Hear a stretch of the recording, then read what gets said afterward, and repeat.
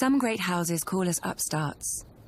But the truth is that while the Starks and Lannisters fell to the Targaryens in defeat, House Tyrell rose. For thousands of years, our family served as loyal stewards to the kings of the Reach, until the last of their line unwisely burned to death, resisting the Targaryen invaders. To save the Reach from a similar fate, we yielded the castle of Highgarden to Aegon and his sisters. In gratitude, the Targaryens gave House Tyrell dominion over the Reach, and we became lords of the castle in which, for generations, we had served. Under the Targaryen dynasty, Westeros prospered. Gone were the petty wars of 7 kingdoms and the endless thirst for minor glories that drove them. The Westerlands enriched the realm, the North guarded it, and the Reach and Riverlands fed it.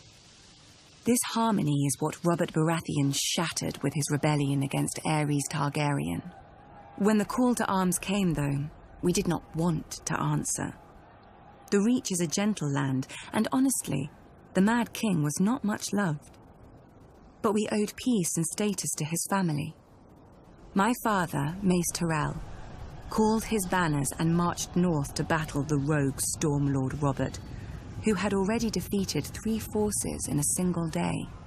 And, at Ashford, my father won.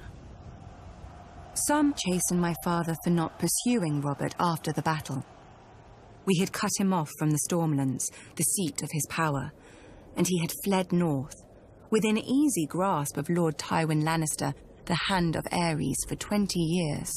My father moved instead to lay siege to Robert's ancestral stronghold of Storm's End. The rose would strangle the stag as the lion pounced. So we waited. But the lion slumbered, and Robert slipped past the king's forces to join Ned Stark. We could have lifted the siege and deployed our armies north to aid the crown. We could have stormed the walls of the castle and made Robert homeless.